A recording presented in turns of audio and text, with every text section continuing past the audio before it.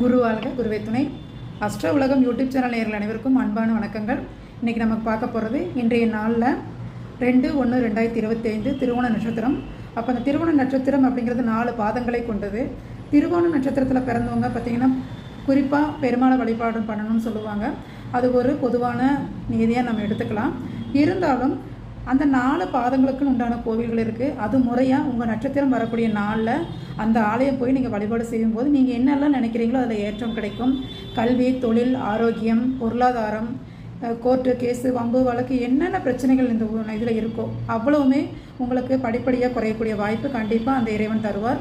அப்படி அந்த வழியில் பார்க்கும்போது திருவோணம் 1ஆம் பாதத்தில் பிறந்தவங்க ஸ்ரீரங்க பெருமானையும், திருவோணம் 2ஆம் பாதத்தில் பிறந்தவங்க ஸ்ரீரங்கம் தாயாரையும், திருவோணம் 3ஆம் பாதம் ஸ்ரீரங்கம் சக்கரத்தாழ்வாரையும், திருவோணம் 4ஆம் பாதம் சமயபுரம் மாரியம்மனையும் வழிபாடு செய்யணும்.